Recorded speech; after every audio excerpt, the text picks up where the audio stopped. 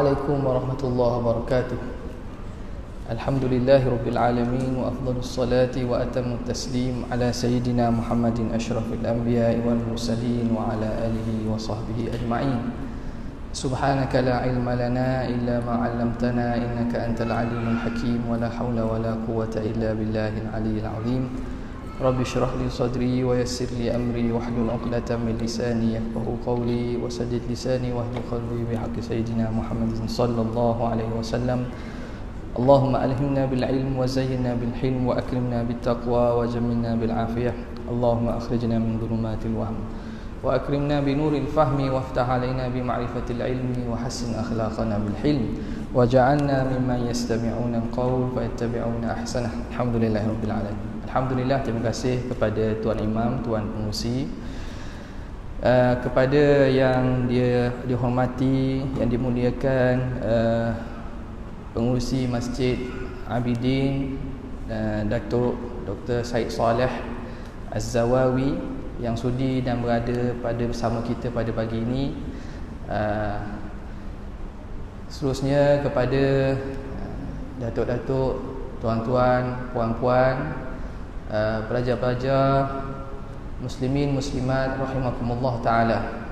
Alhamdulillah, kita pada kesempitan masa kita sebelum masuk Ramadan ini, Allah memberi kepada kita satu ruang untuk bersama membincangkan beberapa hal yang berkaitan dengan puasa, ibadat yang kita akan tempuhi tidak lama lagi, yang mana menjadi tetamu yang sangat ditunggu-tunggu oleh seorang Islam, seorang yang mempunyai dalam hatinya kerinduan untuk beribadat dan menambahkan pahala. Pastinya bulan yang ditunggu-tunggu ialah bulan Ramadan.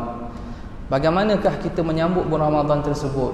Bagaimanakah kita nak menyambut tetamu yang kita sangat harapkan ini? Tentulah kita nak menyambut dengan penuh persediaan, dengan penuh kelengkapan. Sebagaimana kalau orang jauh, orang yang kita kasih, orang kita sayang, orang yang kita orang yang kita rapat, orang yang kita mengharap-harap datang, mari nak bertandan ke rumah kita.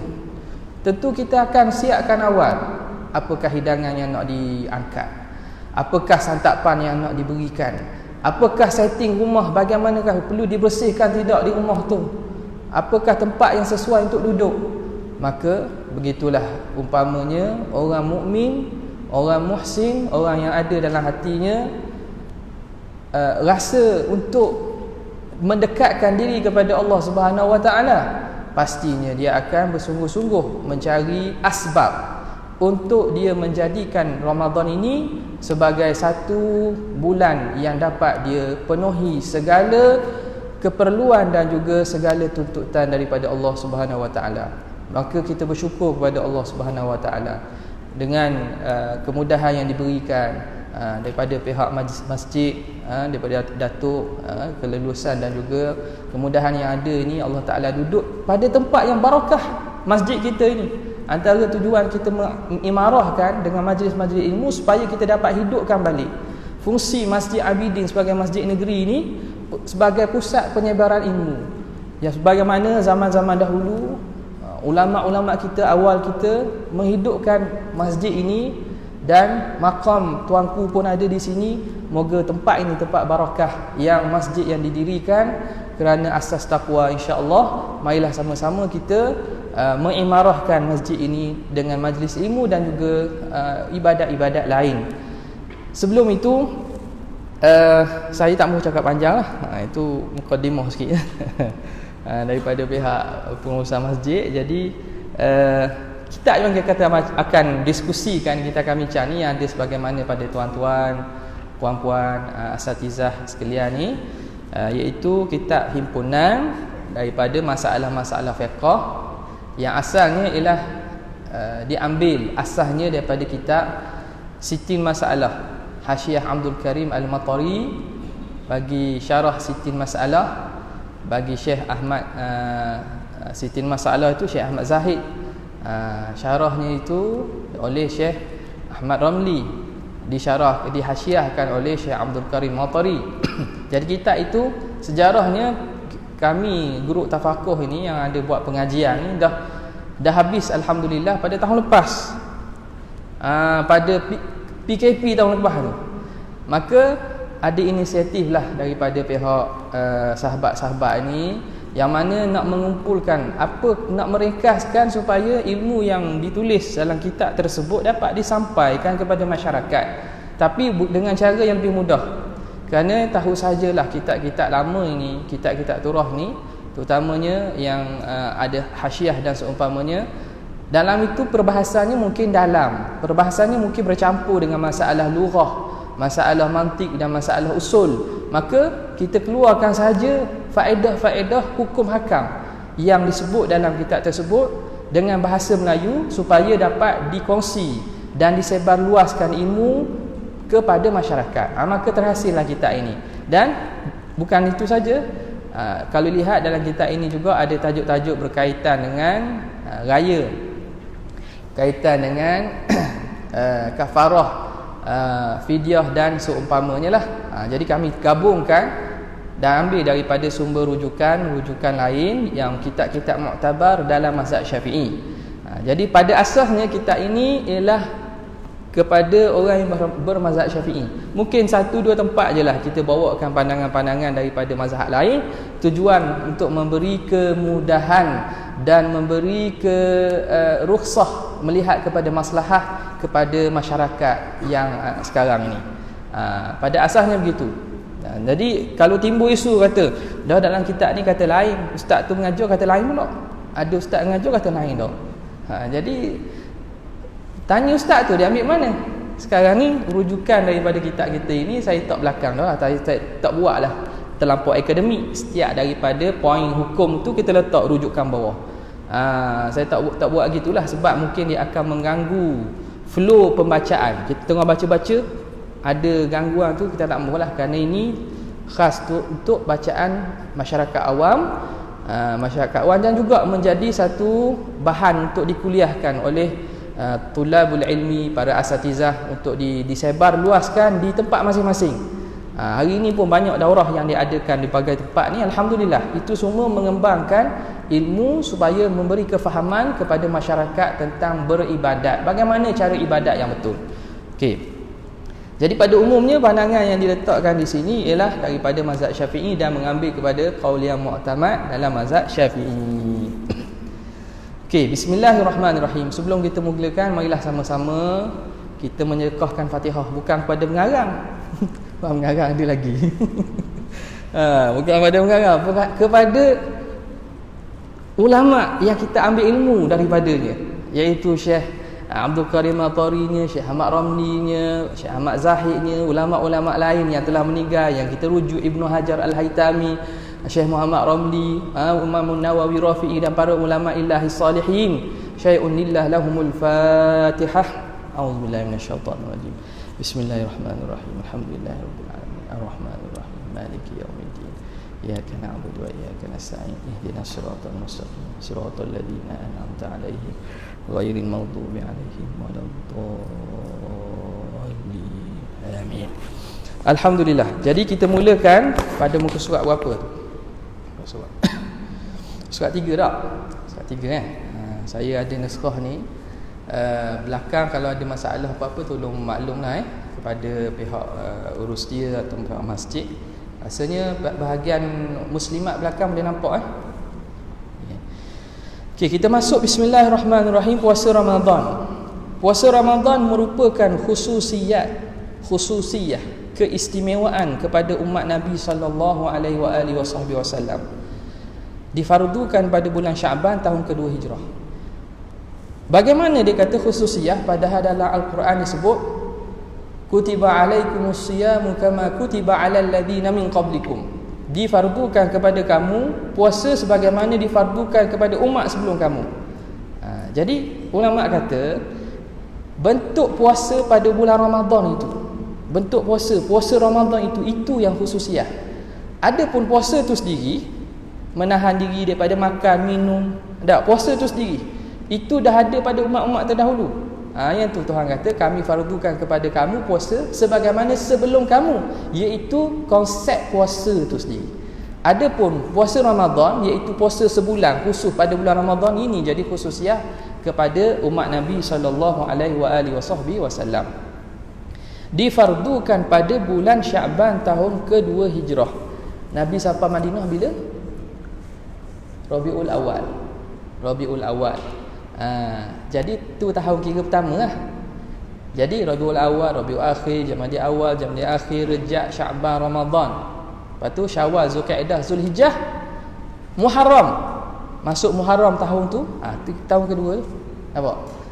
Jadi nak kata dua hijrah lah kita panggil, sebab tahun pertama tu Nabi sampai bukan awal Muharram. Nabi sampai di Madinah di Rabiul Awal. Pengertian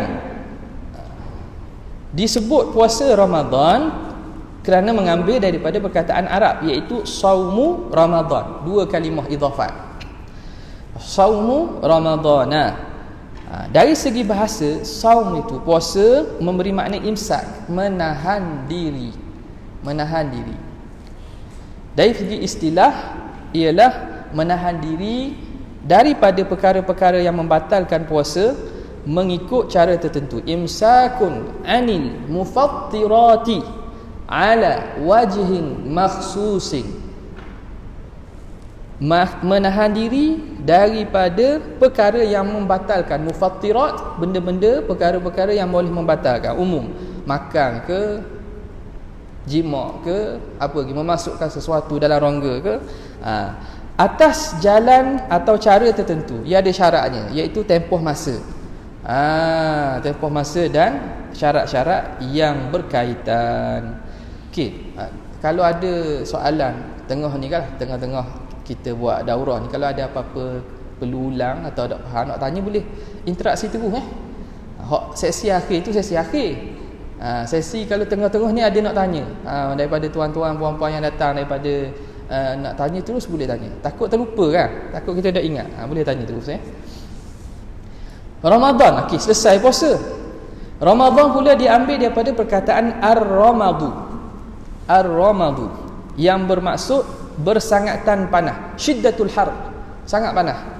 Kenapa? Apa kaitannya? Ini kerana apabila orang Arab ni, bila dia letak bulan pada masa sebelum ni lama dah lah, pada awal-awalnya mereka nak letak bulan pertama, bulan kedua, bulan ketiga ni. Macam mana mereka nak letak? Jadi mereka letak berdasarkan sebahagiannya tengok keadaan. Jumada tu makna sejuk. Keadaan sejuk. Jumadal ula, Jumadal akhirah. Bulan Ramadan, masa ketika mereka mula letak nama itu, berlaku Ramadan ni pada bulan ke-9. Kalau kita bilang pun Muharram, Safar, bulan 9 lah. Dan cuaca pada bulan tersebut adalah bersangatan panas. Jadi kerana itu dinamakan bulan ke-9 itu Ramadan.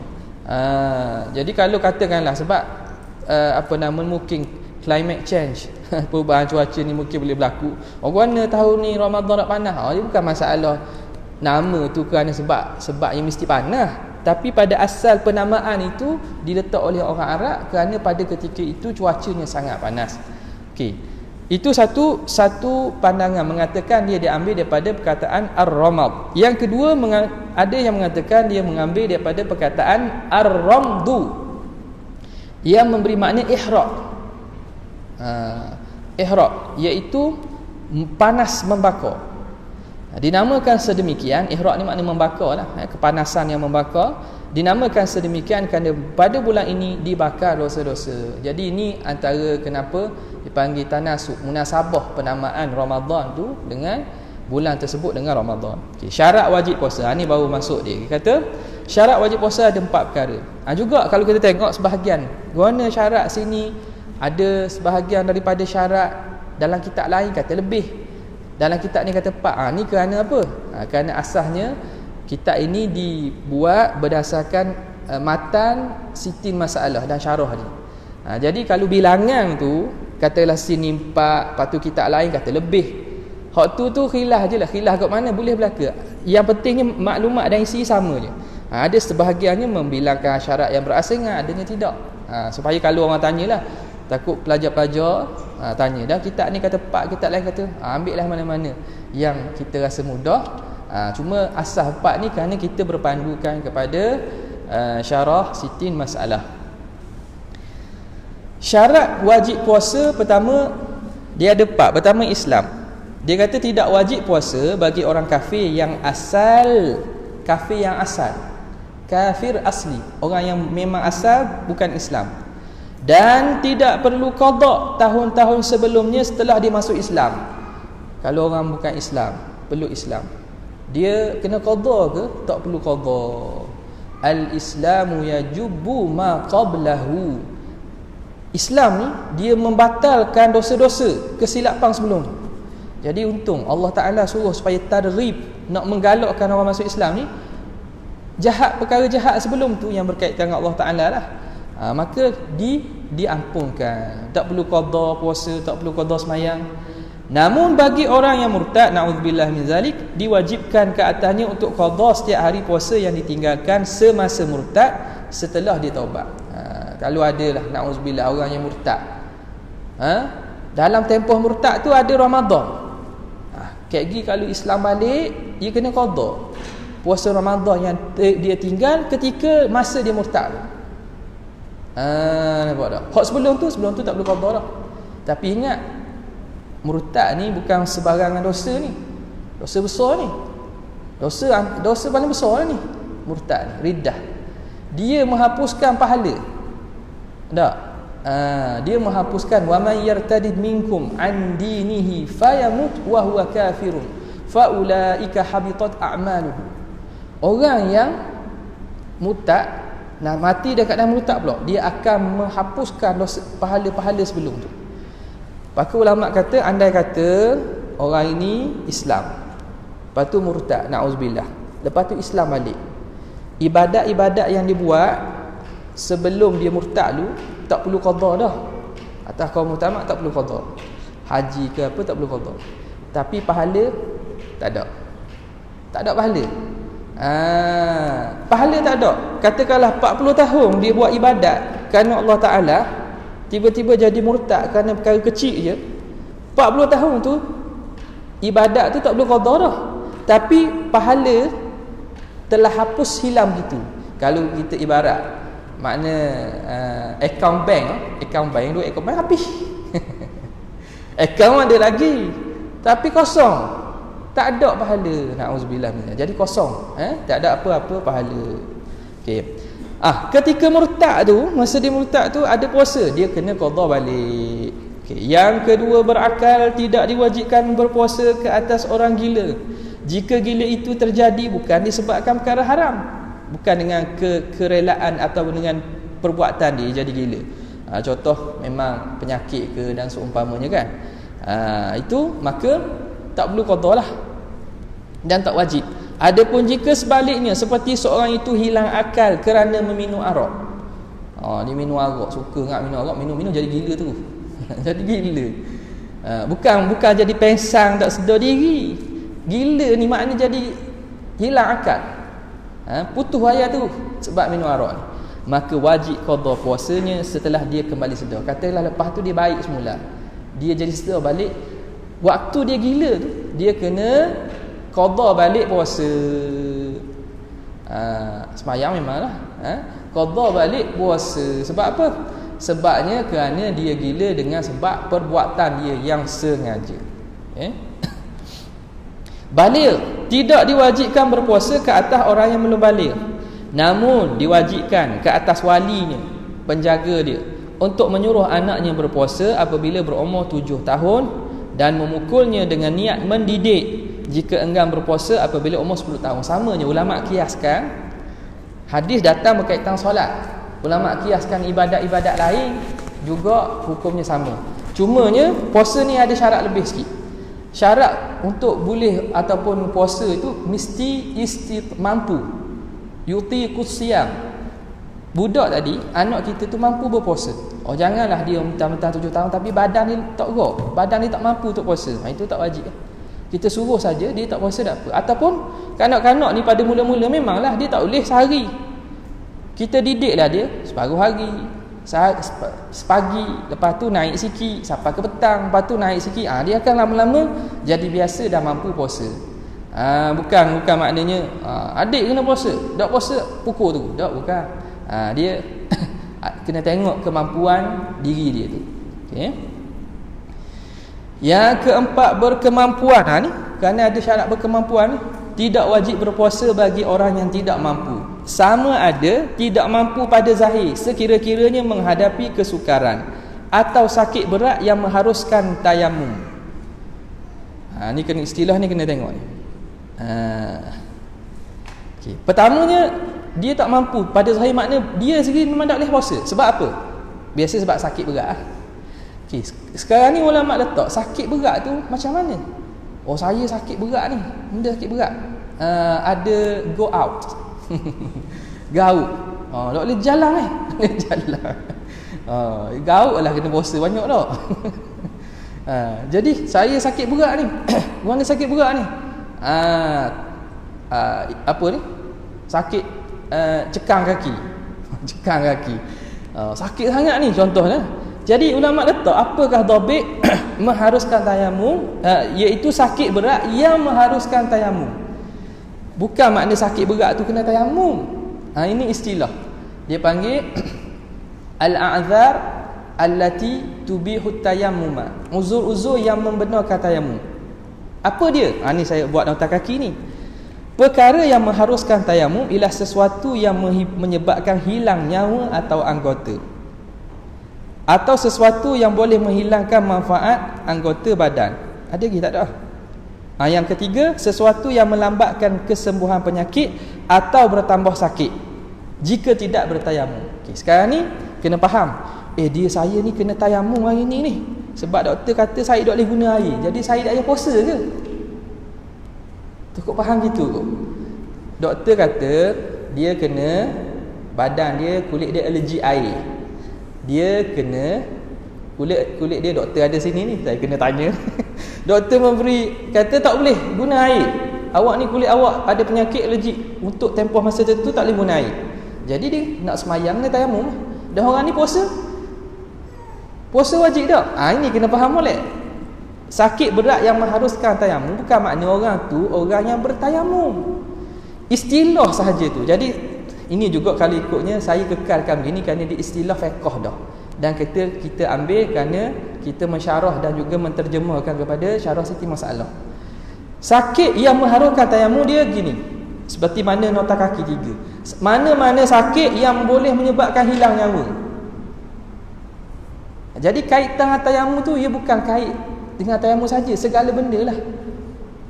Kalau kita tak buat gitu, kalau kita tak makan, mati. Orang panggil ketika itu dia tidak berkemampuan.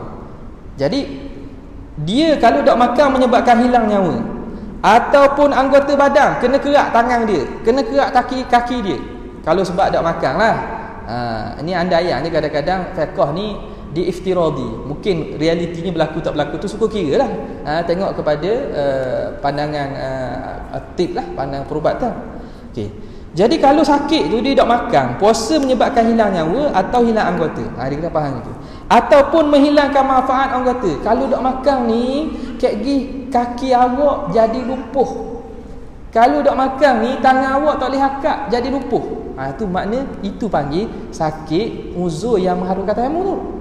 Uzur yang menyebabkan hilang anggota badan, hilang nyawa, hilang manfaat anggota. Tak boleh jalan dah, tak boleh hakak tangan dah, tak boleh nampak. Kalau nak makan ni, cik kalau nak makan ni memang tak nampak cik. Habis mata cik dah rosak.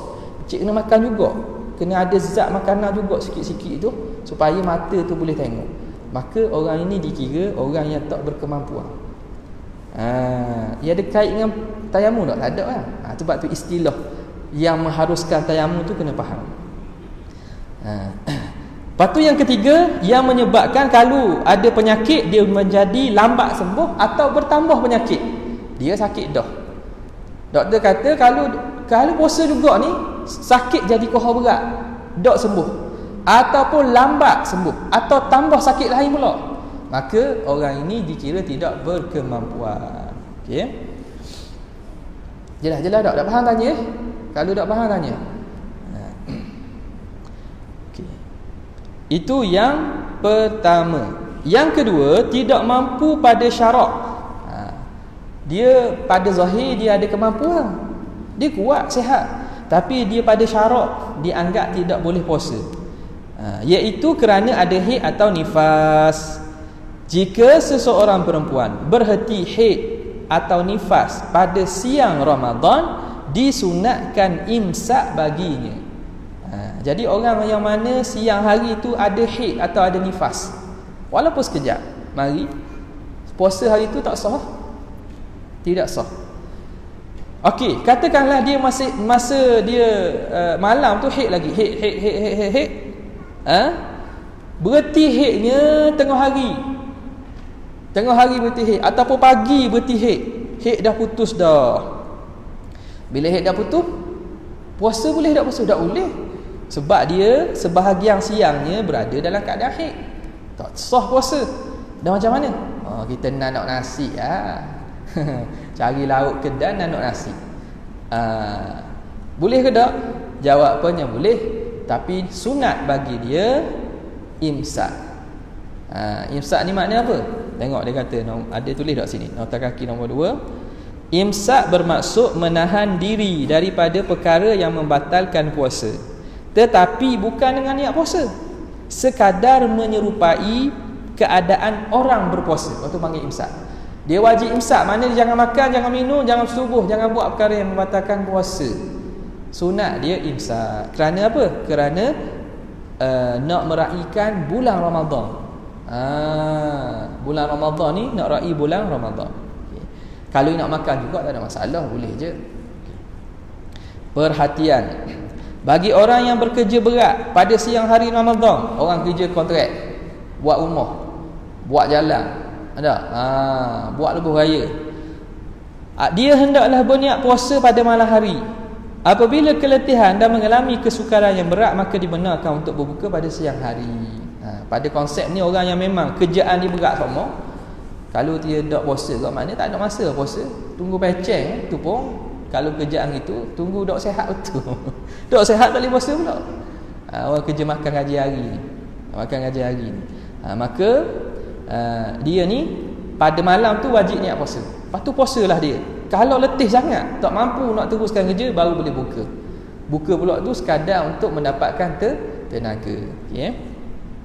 Yang kedua, tidak boleh berbuka bagi kanak-kanak yang baligh ketika sedang berpuasa. Begitu juga bagi orang yang kembali daripada musafir atau orang yang sembuh daripada sakitnya dalam keadaan mereka sedang berpuasa. Okay, sekarang ni orang ini asalnya puasa tak wajib. Siapa? Kanak-kanak tak balik lagi. Orang yang musafir, dalam keadaan musafir dah, makna puasa baginya tidak wajib, sebab dia dah musafir dah, tapi dia puasa juga. Kemudian pada tengah hari, pertengahan hari tu, uzur dia tu hilang. Dengan maksud kanak-kanak tadi, asalnya kanak-kanak, tengah hari jadi dewasa. Mana? Jadi balik tengah hari. Macam mana balik tengah hari? Sama ada dia balik dengan cara bermimpi, ataupun balik dengan umur. Balik dengan umur. Dia ni tak keluar mani lah. Umur 15 tahun tu, tepat pada 15 tahun dia tu, cukup 15 tahun tu, tengah hari. Tengah hari, maka dia kira balik. Padahal dia sebelum tadi pagi, adik ni kanak-kanak ke, saya kanak-kanak ke ni, tengah hari saya dah jadi dewasa, dah super tula. Super tula, betul lah super tula, tapi dia balik dengan umur. Dia kata, saya, awak jadi dewasa, mimpi ke? Tak mimpi pun, dah gua ni tadi. Umur, balik dengan umur. Jadi balik dengan umur tu, maka asal dia tu tak wajib puasa, tapi dia telah berpuasa. Bila hilang uzur tersebut, atau musafir asal-asal musafir, dia start puasa juga musafir, tiba-tiba sampai kampung dia, sampai kat rumah, maka hilang sebab untuk dia ambil rukhsah, hilang sebab musafir tu, maka orang ini wajib dia wajib dia teruskan puasa, tak boleh berbuka, tidak boleh berbuka, dia kena teruskan juga. Kena teruskan juga. Namun jika mereka dalam keadaan tidak berpuasa, hanya disunatkan ke atas mereka untuk imsak. Tapi kalau awal pagi tu dalam keadaan dak puasa dah, tiba-tiba hilang uzur, maka hukumnya sunat untuk imsak. Faham tak? Kita tulis sikit lah. Okay. Jadi kita kata sobi tak, kanak-kanak, atau orang musafir pagi, ketika ni puasa tak wajib tak? Tengah hari ni, tengah hari Zuhur lah, kita kata Zuhur, tiba-tiba dia hilang uzur tu. Zuhur tu dah jadi orang dewasa, Zuhur tu duduk kapung dah, balik kapung dah. Kita tengok, kalau dia itu telah berpuasa pada siang, dia puasa sini ni dia hilang uzur, dia wajib kena teruskan puasa, kena teruskan lagi puasa. Tapi kalau awal pagi dia tak puasa, lepas pada ni hukumnya sunat sahaja dia imsak. Sebab puasa tak jadi dah, dia tidak, kewajipan tu pada hari tu tidak wajib pada dia, apa tak? Jadi dia sunat imsak. Kejap ya, banyak sangat lagi, payah. Okey, boleh. Mudah je ni pun jarang berlaku masalah fiqh je ni. Okey, namun jika mereka dalam keadaan tidak berpuasa, hanya disunatkan ke atas mereka untuk imsak. Okay. Golongan yang dibenarkan untuk tidak puasa, siapa yang boleh tak puasa ni? Golongan yang dibenarkan untuk tidak berpuasa ada dua. Pertama, ni juga kalau tengok kitab dia tak dua, dia tak lebih lagi. Dia tak lebih lagi. Orang hamil, orang menyusu, sini dia tak dua saja. Itu sebab kita berpandukan kepada kitab Siti Masalah. Kitab Siti Masalah. Jadi dia letak dua situ. Dia masukkan masalah hamil dengan tu dalam masalah orang sakit. Dia kata sini, orang yang sakit yang kuat sangkaannya bahawa dia jika dia berpuasa akan ditimpa mudarat besar yang mengharuskan tayamum. Nampak? Ni kita datang sekali lagi tentang istilah ni. Iaitu apa? Kalau puasa juga menyebabkan hilang nyawa, atau hilang anggota, atau hilang manfaat anggota, atau bertambah sakit, atau lambat sembuh, maka orang ini dibenarkan untuk tidak berpuasa jika sakitnya itu jenis berterusan. Kita tengok pula, kalau sakitnya jenis berterusan, maknanya memang semua ada sakit ni, maka harus baginya untuk tidak berniat puasa pada malam hari. Maknanya daripada malam hari tak perlu niat lah, tak perlu niat. Macam orang dalam keadaan sakit kronik tak, sakit kronik di ICU dan seumpamanya, memang tak perlu niat. Okay. Jika sakitnya datang kadang-kadang, jarang-jarang, ataupun kadang-kadang mari, maka wajib baginya berniat pada malam hari sekiranya pada waktu itu dia dalam keadaan sehat. Adapun apabila datang sakit pada siang harinya, maka harus baginya untuk berbuka. Jadi orang mari sakit kadang-kadang sakit, kadang-kadang sakit ni tengok. Waktu malam tu dia sakit ke dia sedar? Contohnya orang pesang lah ni, orang pesang dan seumpamanya dah. Orang koma, malam tu sedar tak? Kalau sedar, dia pun tak tahu bila dia akan pesang balik. Tak, bila dia akan pesang balik, maka boleh dia niat pada malam hari. Ini sebenarnya kalau kita faham betul ni, dia sebenarnya memudahkan kepada patient, kepada pesakit ni. Setengah pesakit ni dia perlu ambil ubat yang menyebabkan dia akan jadi tak sedar, pesang. Jadi kalau waktu malam tu dia dah niat dan dia tak ada makanan, dia tak ada masuk makanan apa-apalah, dia tak makan apa-apalah, doktor suruh berpuasa dan seumpamanya, maka dia niat dah. Lepas tu siang hari tu dia jaga sekejap saja pada waktu siang dia sedar. Waktu lain dia koma, sedar balik lepas maghrib waktu isyak. Orang itu puasa dia sah dah, puasa dia dah dikira sah, sebab dia ada niat pada waktu malam dan dia tidak buat apa-apa yang membatalkan puasa pada siang hari, dan dia sedar sebahagian daripada siang, maka puasa dia telah dikira sah. Keluar hospital dah mana? Ayah kena kata puasa tak? Ya dah, ayah puasa. Ayah puasa dah kata sebab puasa dah. Nampak tak? Jadi sebenarnya tak memberat kalau kita faham betul-betul fiqh ni, tidak ada memberatkan. Okey. Jadi kalau datang kadang-kadang maka wajib.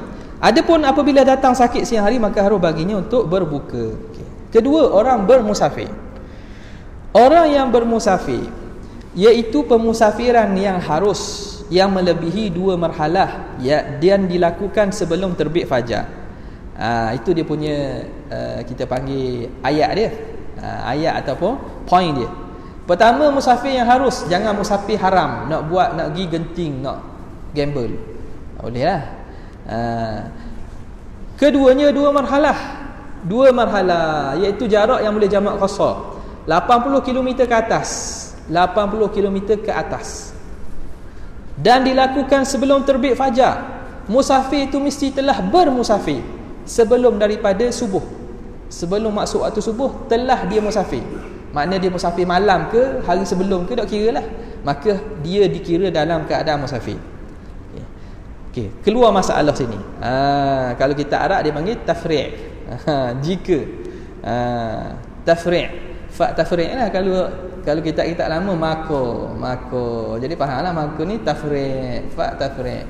Maka jika dia mula musafir selepas terbit fajar, lepas subuh dah dia baru pergi Kuala Lumpur, maka haram baginya untuk mengambil rukhsah.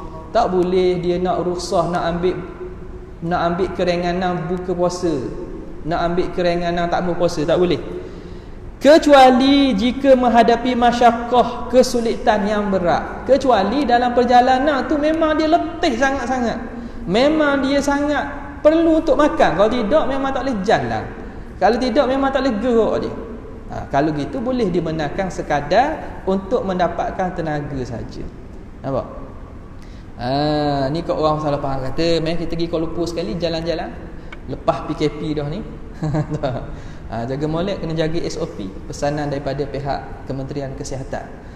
Jaga SOP, bilangan naik pula ni. Jadi katakanlah kerajaan dengan keberkatan Ramadan ni, kerajaan tarik balik sekatan perjalanan tu boleh pergi. Dia pun lepas pada semayang subuh pagi tu tolak Kuala Lumpur. Berhenti dekat Temerloh makan batin. Kan batin. Tak boleh ikut gitu. Sebab awak keluar sebelum daripada subuh, selepas daripada subuh.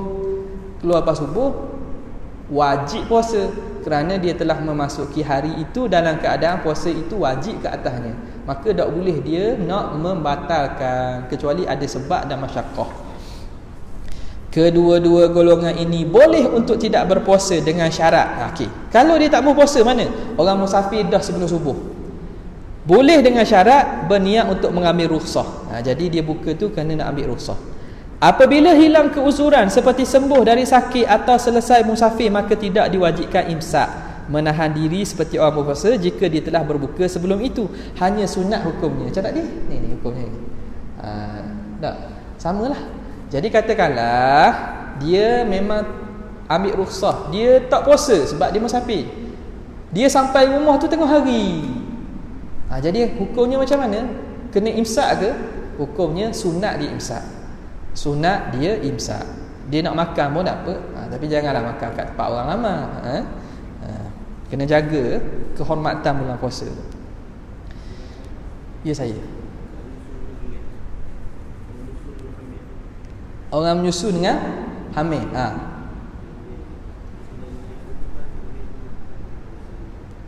Orang menyusu dan hamil. Dia ni maknanya dia nak ambil rukhsah. Dia tak berpuasa daripada awal dah. Dia tak berpuasa daripada awal dah. Boleh. Dia termasuk tu kata tak ada sini kan. Dalam kitab lain dia sebut kan. Dia masuk dalam masalah sakit. Soal sakit sebab kalau tak menyebabkan mudarat kepada diri dia, mudarat kepada anak. Keadaan yang diwajibkan imsak. Keadaan yang diwajibkan imsak. Okey, ni juga dia himpunkan sekali ni. Kat mana bila masa imsak ni wajib? Ada orang dia makan dengan sengaja siang hari. Makan dengan sengaja siang hari. Ataupun tersalah makan. Ni ada juga mungkin berlaku. Gigi dapur hari pertama yang biasa, hari pertama, hari kedua. Sebab dah ingat. Bulan puasa dah. Pergi dapur cari air, tegak. Minum air setara, tegak. Bini dia khabar, bang, hari ni puasa tu. Dah ingat setabur. Dia tengok, ambil air, dia tegak. Bismillah. Tegak air. Jadi isteri dia khabar, abang hari ni puasa tu. La ilaha illallah. Puasa punya dah ingat. Biarlah, tegak sekali lagi. Tegak kedua tu haram. Jadi batal tegak kedua. Tegakkan pertama tu dah batal sebab dia dah ingat, dia lupa. Jadi nasib dia. Nampak tak? Tegakkan kedua tu dia kata dah biar. Dah tegak dah sekali, ala-ala minum air, minum pula. Hak kedua tu haram. Bukan sekadar haram, sepatutnya lepas dia sedar. Pertamanya hak pertama tu tidak membatalkan puasa. Maknanya kalau ditegakkan pertama, isteri dia kata, hari ni puasa tu, buat pergi minum air. Dia dah ingat. Berarti lah, puasa dia masih sah. Syarat dia niat malam lah. Kalau tak niat malam memang tidak sah. Okey, cuma dia bangun tidur, dah ingat. Malam ke apa dia niat, dah ingat. Jadi teruskan puasa saja. Tapi dia dah ingat ke batal? Dia pun minumlah juga yang kedua. Yang kedua tu menyebabkan batal puasa dia. Bila gitu betul lah dia baca buku kita. Dia baca rupanya dah batal rupanya. Dah nak buat guana ni. Dia wajib hak pertama tu tak batal. Yang kedua batal. Batal boleh ke suruh bini dia nanap nasi lah. Gula hari ni. Tak boleh. Wajib dia imsak. Faham tak? Batal puasa batal tak? Wajib dia imsak. Kerana dia membatalkan puasa dengan sengaja. Maka dah dia kata alang-alang batal, biar batal sungguh lah. Biar alang-alang batal, bukan nak batal je. Adidas naik nak belaka kok. Alang-alang batal, biar batal sungguh kata dia. Alang-alang sepinggang, biar banyak pinggang. Tak boleh. Hukumnya wajib dia imsak. Dia membatalkan puasa dengan sengaja. Yang kedua, jika sembuh daripada sakit, selesai pemusafiran dan balik bagi kanak-kanak dalam keadaan mereka sedang berpuasa. Sama juga macam ni. Orang macam ni dia dah puasa dah daripada awal, padahal dia diberi rukhsah. Tiba-tiba hilang uzur dia tu. Dia wajib dia teruskan puasa. Namun jika mereka tidak berpuasa atau telah berbuka ketika rukhsah tersebut, maka sunat bagi mereka untuk imsak. Kanak-kanak yang balik pada siang hari Ramadan hanya disunatkan untuk qada puasa jika tidak berpuasa pada hari tersebut. Ni contohlah. Dia kanak-kanak, dia balik tengah hari, dia tak puasa. KG lepas selesai Ramadan tu, dia kena qada tak hari hak dia balik tu. Hari yang dia balik di tengah hari, kalau dia tak puasa, dia kena qada tak? Jawapannya tak wajib qada. Sunat sahaja dia qada. Okey, jelas. Yang ketiga, orang murtad yang kembali kepada Islam pada siang hari Ramadan wajib imsak pada hari tersebut dan mengqadakan hari itu serta hari yang ditinggalkan. Okey. Orang ni murtad, naudzubillah. Tengah hari dia insaf. Dia insaf di tengah hari. Bila gitu dia tak puasa tu. Kalau puasa pun tak sah sebab dia dalam keadaan murtad. Maka sepanjang hari itu dia wajib imsak. Dan hari tersebut dia kena qada serta hari-hari yang ditinggalkan. Jika nyata pada hari Syak bahawa ia adalah satu Ramadan, hari Syak iaitu 30 Syakban. Hari Syak 30 Syakban. Hari Syak tu hari apa? Lepas ni rasa ada sebut ni, ada sebut. Hari Syak itu hari, dia bukan setiap 30 Syakban tu hari Syak. Kena faham. Orang faham ni 30 Syakban tahun ni. Tahun ni berapa? 30 dah? Ke 29 je? 30 dah? Dah. Kita raya hari, kita raya pula. Dah puasa lagi nak raya dah. Kita puasa hari Selasa. Kita puasa hari Selasa. Ni berapa Syakban ni? 27, 28, 29. Kita puasa hari Selasa. Jadi 29 ni. Tahun ni 29 je. 29 Syaban. Ke tak? Tak tahu. Tak tahu. Tengok kalendar. Tok Bilal tak ada sini. Tok Bilal dia tu sikit. Tok Imam macam mana? Ustaz? Tak tahu. Katakanlah 30 hari. Katakanlah 30 hari. Bukan setiap 30 hari itu hari Syak. Hari Syak ni dia ada definisi dia. Iaitu hari yang mana orang Syak dia itu Ramadan ke atau masih Syaban. Kenapa berlaku Syak? Kerana ada desah-desuh yang orang ada sebahagian mereka yang tengok kata nampak anak bulan. Tapi orang yang nampak anak bulan ni dia penyaksiannya tidak diterima. Kerana sebab dia fasik ke, dia orang budak-budak ke, perempuan ke dan seumpamanya. Menyebabkan hari itu orang kata macam ada orang kata orang tengok. Itu maksud Syak tu. Kalau hari itu memang tak berlaku dan tak mungkin boleh tengok pun. Tak, kerana sebab anak bulan tu muda sangat, tak beranak lagi. Maka bila begitu memang hari itu hari 30 Syaban. Bukan hari Syak lah nama dia. Okey. Ini jika nyata pada hari Syak bahawa 1 Ramadan. Tengah 30 Syaban hari Syak tu orang kata Tok Qadi istihar balik dah bahawa memang hari ni hari 1 Ramadan, atau maklumat siapa lewat ke dia memang hari ni 1 Ramadan, dah istihar semula dah 1 Ramadan, maka ketika itu wajib dia imsak. Wajib dia imsak. Okay? Lepas tu dia kena qada lah raya. Syarat sah puasa. Syarat sah puasa ada 5 perkara. Islam, yakni Islam pada ketika itu, Islam masa itu. Maka terkeluarlah puasa orang yang murtad walaupun wajib berpuasa ke atasnya kerana puasanya tidak sah. Orang murtad dia Islam tak ketika itu dia tak Islam. Puasa dia sah tak? Puasanya tidak sah. Ini syarat sah. Tadi syarat wajib. Jadi fahamlah pelajar-pelajar ilmu syariah semua, tulabul ilmi, fahamlah syarat sah dengan syarat wajib berbeza. Okay. Jadi dia dari segi sah tidak sah. Wajib ke tak? Wajib yang dituntut di dunia tidak, tetapi dia akan diseksa kerana tidak puasa. Berakal, iaitu seseorang yang telah mumayyiz walaupun belum balik. Syarat sah yang kedua ialah orang tu mesti berakal. Kalau dia tidak berakal, maknanya tak mumayyiz langsung, tak akal, maka hukumnya tidak sah. Syaratnya nak sah tu mesti berakal. Suci daripada haid dan nifas dan wiladah, bersalin, iaitu suci daripada haid, nifas dan wiladah sepanjang siang hari. Hak ni kena sepanjang siang ni kena tak ada. Kalau ada sikit je tak sah puasa. Termasuk juga dalam hukum ini keluar ketulan daging atau darah yang berasal daripada janin atau bersalin dalam keadaan kering. Salin kering, tak ada nifas. Ada berlaku kes macam tu? Allah, ada. Beranak tak ada nifas. Mungkin ada kot. Wallahualam. Tapi biasanya bila keluar akan ada darah lah. Darah nifas tu. Darah nifas. Kalau keluar darah tak ada nifas. Keluar anak tak ada nifas. Ini panggil wiladah saja ni. Maka dia orang macam ni kalau tak ada nifas, dia kena mandi. Ni mandi wiladah ni. Untuk mengesahkan dia semayang. Kalau lepas dia beranak, dia keluar darah nifas dah, tak payah mandi dah wiladah tu. Sebab nak mandi wiladah apa? Tak sah semayang. Darah nifas ada lagi.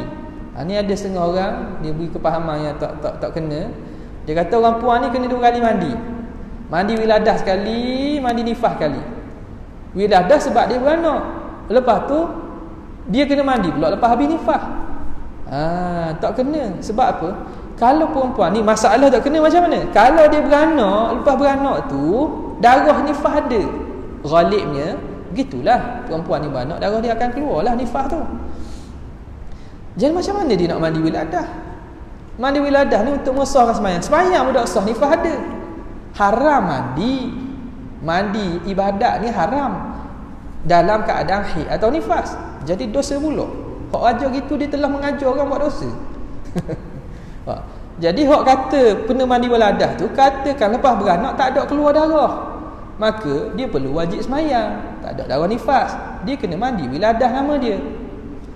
Adapun kalau lepas beranak darah nifas bersambung, tak payah mandi lagi lah. Nak mandi biasa, nak mandi air serung. Orang dah, orang beranak air serung, air ni. Dengan daun-daun macam-macam tu lain cerita lah tu. Itu apalah. Tapi mandi ibadat ni, mandi untuk nak semayang ni tak boleh kecuali lepas putus nifas. Okey. Mana tadi? Atau bersalin dalam keadaan kering. Bersalin dalam keadaan kering. Okey, boleh. Hari-hari yang dibolehkan berpuasa, yakni tidak berpuasa pada hari-hari yang diharamkan berpuasa. Jadi sekarang ni hari yang dibolehkan. Jadi hari boleh banyak. Jadi dia sebut hari yang tak boleh. Faham? Maknanya kena puasa selain, boleh dibenarkan puasa selain daripada hari ni. Apa dia? 2 hari raya Islam, Aidilfitri dan Aidil Adha. Yang seterusnya hari-hari tasyrik 11, 12 dan 13 Zulhijjah.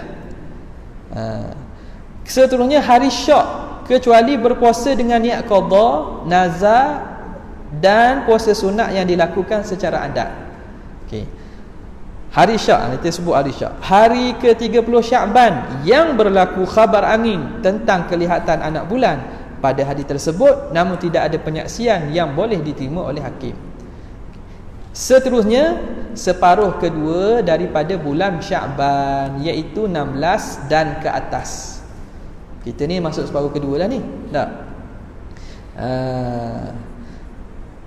Namun diharuskan berbuka padanya, berpuasa. Diharuskan berpuasa padanya jika puasa tersebut disambung dari hari 15. 15 tu dia puasa dah. Dia nak sambung 15, 16, 17 boleh. Atau ia adalah puasa qada. Lepas separuh Syakban dia nak puasa qada. Orang puang lah biasa ni. Boleh, tak ada masalah. Atau puasa nazar, atau puasa sunat yang dilakukan secara adat. Dia ni sentiasa puasa hari Khamis sokmo. Khamis. Ataupun Isnin Khamis. Lepas 15 Syakban pun boleh dia teruskan. Ini berdasarkan hadis. Orang ambil mana ni? Reka-reka ke ulama? Tak. Idza tasafa Syakban fala tasumu. Apabila telah separuh dah Syakban, maka jangan kamu puasa. Jadi ulama kita berdasarkan kepada hadis. Dah ada orang kata ustaz, kata makruh saja, kata boleh puasa. Itu pandangan lain lah. Kita sebut dah ni pandangan muktamad mazhab Syafi'i. Kalau ada orang mengajar kata lain, tanya dia ada ambil mana. Tanya dia lah dia ambil mana. Tapi kita tak nafikan ada mazhab lain yang mengatakan boleh, ada yang mengatakan boleh, dan ada yang mengatakan makruh saja. Tapi pandangan muktamad nyukurnya haram puasa kecuali orang dalam situasi ni. Orang ada qada lagi, orang puang lah ni ada qada lagi, boleh puasa. Kita saja-saja nak 15 Syakban, kita nak puasa. Sebab apa? Nak, kita panggil warming up. Kalau orang nak senang, warming up. Warming up bukan 15 Syakban kata, sebelum tu. Warming up tu sebelum tu. Nampak tak? Lepas 15 Syakban tu tidak dibenarkan lagi berpuasa. Okey. Jika seorang itu telah berpuasa sunat seperti Isnin sebelum 16 Syakban, katakanlah dia tahu dah ni nak separuh Syakban dah, dia dah start puasa sebelum tu, hari Isnin, walaupun sekali, maka boleh baginya meneruskan puasa sunat hari Isnin pada separuh kedua. Makna adat tu sabit dengan sekali, boleh tak? Sebelum 15 tu dia puasa dah sekali, walaupun dia duduk aja puasa ni, hari Isnin duduk aja puasa, tak apalah aku nak warming up dulu. Sebelum 15 tu dia puasa dah Isnin. Lepas 16 Syakban tu ada hari Isnin ni puasa tu boleh teruskan. Maka boleh baginya meneruskan puasa sunat hari Isnin pada separuh kedua bulan Syakban. Adapun jika dia memutuskan puasa sunatnya setelah 16 Syakban, maka tidak dibenarkan baginya untuk kembali menyambung puasa sunat. Contoh, dia puasa 15. Ada apa lagi? 16 masuk dah. Tapi dia sambung 15, 16 dan 17 Syakban. Kemudian dia tidak berpuasa pada 18 Syakban. 18 Syakban dia berhenti.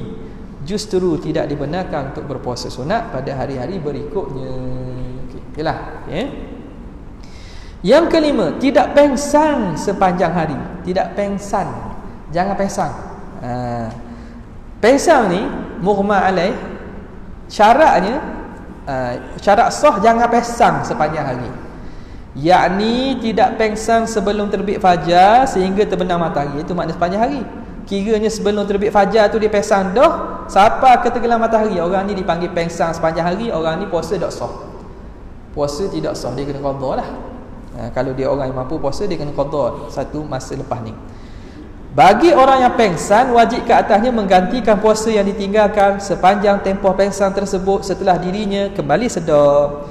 Jika orang yang pengsan itu sedar walaupun seketika pada siang hari puasa, maka sah puasanya sekira-kira dia telah berniat pada malam hari.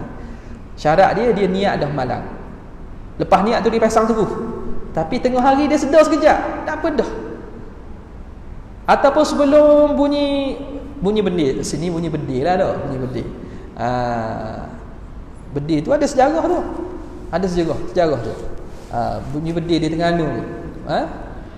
Jadi sebelum masuk maghrib tu dia sedar sekejap, maka hukumnya puasa tu sah.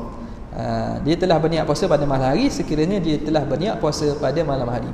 Hukum orang yang mabuk sama sebagaimana orang yang pengsan, namun berdosa jika dia mabuk dengan sebab yang haram seperti minum arak. Hukum mabuk sama je lah. Tapi berdosa kalau dia buat dengan sebab benda yang haram. Okey. Sebab-sebab diwajibkan berpuasa. Kita nak berhenti pukul apa ni Ustaz Tuan Imam kita? 10 ke 10.30? Pukul 10 ke 10.30? Pukul 10 lah ataupun tengoklah 10 lebih sikit kita berhenti, tu kita sambung balik. Ada sedia makan? Ada. Ya. Koma dikira penyakit pengsan. Koma dikira pengsan. Orang koma termasuk dalam pengsan. Pengsan ni naun minal marad, penyakit. Dia bukan kira hilang akal. Tidak kira hilang akal. Dia kira penyakit. Sebab sekiranya kalau kejut dia, hilang penyakit tu, dia kejut, dia sedar. Dia sedar. Lain orang gila. Gila kita kejut dia, bangun. Dia kata, mu gila, aku bangun dah. Gila apa dah? Jadi beza tu kita pula boleh. Sebab diwajibkan berpuasa. Okey, sebab ni pun dia secara praktikalnya tak melibatkan kita lah, tapi sebagai ilmu. Okey, sebab diwajibkan puasa terbagi dua. Pertama, sebab umum, iaitu pengsabitan puasa yang dihukum kepada masyarakat secara umum. Yang kedua, secara khusus, iaitu pengsabitan puasa yang hanya khusus kepada orang tertentu, tidak kepada yang lain. Ini tugas jabat agama ni. Tugas penyimpang maha besar, Maha besar raja tak? Raja-raja Melayu tugas dia ni nak isytihar. Sebab pensabitan secara umum ada tiga. Pertama, melihat anak bulan oleh seorang yang adil. Saksi yang melihat anak bulan mestilah adil dalam penyaksian, dipanggil adlus syahadah. Adlus syahadah, dia ada dua, adlus syahadah, adlus riwayah. Dan pensabitan saksinya itu di sisi hakim. Ada nota kaki sikit kan. Ciri-ciri saksi yang adil ni syarat adlus syahadah. Islam balik berakal merdeka, ghaliknya selesai, tidak melakukan dosa besar. Bayar sikit ni. Walaupun satu, ataupun setengah ulama yang ambil ringan sikit, dia kata sekiranya man tarajjaha hasanatuhu sayyiatihi, orang yang kebaikannya itu melebihi daripada keburukan. Maknanya pada ghaliknya orang baiklah, orang baik. Pada ghaliknya orang baik. Tidak berterusan, orang adil tidak berterusan melakukan dosa kecil, tidak menipu atau bercakap keji ketika marah, tidak menjaga marah diri dengan cara hidup beragama. Kita kata orang yang juruh lah. Banyak syarat ni setengah kita buat sikit je. Ni sebab adalah hasyih-hasyih sebut begini. Pendek katanya, orang yang mana dia itu orang yang adil, siqah, yang mana qadi anggap dia tu orang boleh dipercayai. Dia semayang, dia pergi masjid. Bukan nak tanya dah awak ni ngupak dah. Nak tanya dia ada dosa ke tak ada dosa, tak tanya gitu. Tengok pada zahir. Okey. Jadi sabit dengan melihat anak bulan. Seorang seorang saja. Seorang pergi lapor tok qadi, saya nampak anak bulan. Maka boleh disabitkan puasa kepada seluruh kawasan tersebut. Tapi zaman sekarang ni orang tak buatlah gitu, sebab ada pihak yang telah mengambil inisiatif kewajipan ini. Bahkan dengan alat-alat dan teknologi itu mereka lebih yakin. Sebab zaman dulu berlaku. Ni juga dicerita oleh Prof. Madia Dr. Bahar. Syarah FKI bahagian balak, dia kata ada berlaku orang kata tengok anak bulan, tapi rupa-rupanya dia bukan anak bulan, biasan cahaya. Sebab anak bulan ni halus kan, biasan cahaya. Ada kes tu kapal terbang lalu, jadi biasan cahaya matahari nampak halus macam anak bulan. Dia kata nampak anak bulan. Dari segi imkan ru'yah, ke barangkalian kenampakan anak bulan tu tak berlaku. Tu kadang kena cross check dengan sains tu. Kok awak nampak ni ke kelabu mata dia kau nampak silap, padahal tak ada. Berlaku, benda boleh berlaku. Tapi asal melihat ni lah, melihat dengan mata biasa ni lah. Yang kedua, sempurna 30 Syakban, mencukupkan 30 Syakban jika tidak nampak anak bulan seperti keadaan langit berawan. Kalau langit berawan ataupun tak nampak, gelap dan seumpamanya, maka kena sempurnakan Syakban 30. Ketiga, melihat lampu pelita yang dipasang di atas menara. Ni kalau adat-adat di sebahagian tempat zaman dulu, orang tak tahu, orang tengok ke mana, puasa ke tak puasa, takwim tak ada. Orang tengok, nampak cerah ni, lapu dipasang di menara masjid. Biasanya qadi akan pasang lampu menunjukkan bahawa esok Ramadan. Orang boleh tahu. Jika sebuah negeri itu menggunakan kaedah ini sebagai petanda masuk bulan Ramadan. Manakala sebab-sebab pensabitan secara khusus ada 3. Sebab-sebab ini berlaku pada orang tertentu seperti orang yang mempercayai. Mana? Melihat anak bulan oleh seorang fasik. Dia ni fasik, dak mayam bang, pergi ke laut. Contohlah pergi ke laut. Dia pergi cari ikan di laut. Jadi kawasan laut ni mungkin udara dia, awan dia punya kaki langit dia jelas. Dia nampak anak bulan. Dia tu sendiri tak adil lah kata. Tak adil. Tapi dia memang yakin tu anak bulan. Maknanya dia ada keinginan untuk agama tu juga. Dia nak puasa juga tu. Dia sendiri tu wajib. Kalau dia kabur tu qadi tak boleh terima sebab syarat saksi tak cukup. Tapi dia sendiri yang tengok, dia sendiri wajib. Dia panggil khusus ni panggil khusus, pensabitan secara khusus. Termasuk dalam kategori ini mereka yang tidak diterima penyaksiannya, iaitu siapa? Orang kafir, kanak-kanak, wanita, hamba. Orang ni yang mana nampak anak bulan, dia sendiri wajib puasa. Waktu cerapan anak bulan ialah pada petang 29 Syakban dengan syarat-syarat kenampakannya. Antaranya ialah anak bulan mestilah kelihatan selepas matahari tenggelam. Dah ada orang kata, dah pagi tu nampak ada bulan. Pagi tu nampak ada bulan. Dah ambil kira tu. Dia tengok pada 29 Syakban. Dia katakanlah 29 Syakban tu sebelum matahari tenggelam tu nampak. Kalau nak kira nampak tu pelik tu, dok logik sikit lah. Tapi syarat pengiraan kenampakan tu mesti matahari tu tenggelam dulu di bawah horizon, di bawah dasar kaki langit, tenggelam dah, barulah boleh dikira ada ke tak anak bulan. Pada malam 30 Syakban, jika dia yakin bahawa yang dilihatnya ialah anak bulan Ramadan, maka wajib ke atasnya untuk puasa. Begitu juga orang yang mempercayainya. Dia ni pergi ke laut tadi kan, pergi cari ikan, dia nampak betul anak bulan betul ni, nampak betul. Tuhan nak beri hidayah ke dia supaya balik pula pada semayang bang balik, dia pun puasalah. Sebab nampak anak bulan ni satu kelebihan anugerah ni, boleh nampak anak bulan, orang lain tak nampak, dia nampak. Jadi dia balik pun anak beranak dia atau isteri dia percaya ke dia. Orang yang percaya dia wajib juga puasa. Kedua, seseorang yang mempercayai dan membenarkan kata-kata orang fasik dan atau seumpamanya. Orang yang percaya tadilah. Yang ketiga, ijtihad masuknya Ramadan bagi orang yang tidak mengetahui waktu.